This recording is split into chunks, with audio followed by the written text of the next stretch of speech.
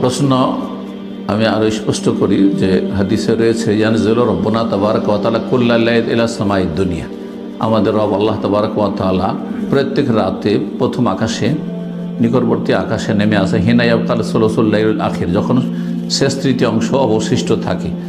তো আল্লাহ রাব্বুল আলামিন রাতের শেষ তৃতীয় অংশে আসেন, এই হাদিসটা আমি বুঝতে পারছি না কি জন্য।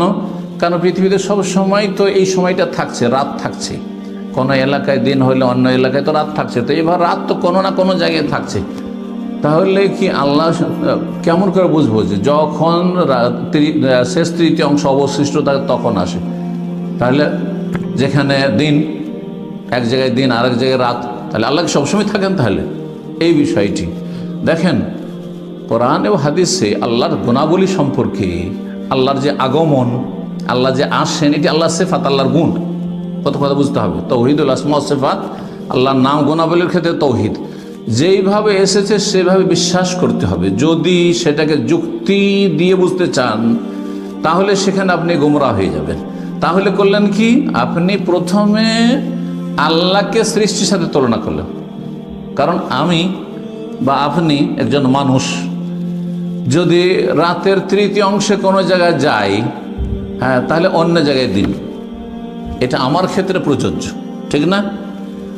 আরেকটি উদাহরণ দিয়ে আরও স্পষ্ট করে, যে আমি এই যে চেয়ারে বসে আছি, যখন এই চেয়ার থেকে চলে গেলাম, এখান থেকে চলে গেলাম, তখন চেয়ারটি শূন্য হয়ে গেল, ঠিক না?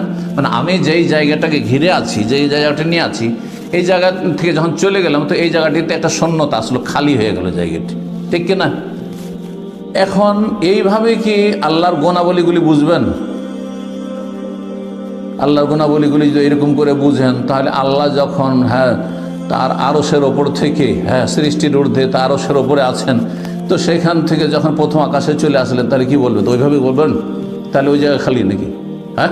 নাউযুবিল্লাহ। না, এই জন্যই আল্লাহর আশা আল্লাহর মতো, আল্লাহর আগমন আল্লাহর মতো, যেমন আল্লাহর জন্য কোনো সৃষ্টির সাথে তুলনা চলবে না।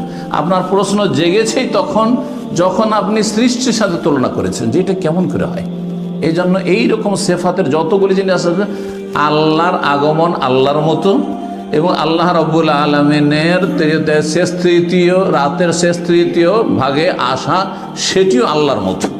সেটাকে আমাদের মতো করে সৃষ্টিতে তুলনা করলে তখন তাসবিহ চলে আসবে। আর তাসবিহ ও কুফর, যেমন অস্বীকার করা কুফর, তেমনই তাসবিহ কোনো কিছুর সাথে তুলনা করা কুফর। এই কুফরি থেকে বাঁচতে হবে। দুই দিকে কিন্তু গর্ত আছে, আর মাঝখানে হচ্ছে আহলে সুন্নাত ওয়াল জামাতের আকীদা, যে আল্লাহ সম্পর্কে আল্লাহ যা বলেছেন, তার রাসূল যা বলেছেন আমরা বিশ্বাস করব। কিভাবে কেমন করে হয় ওইটা আল্লাহ ভালো জানেন।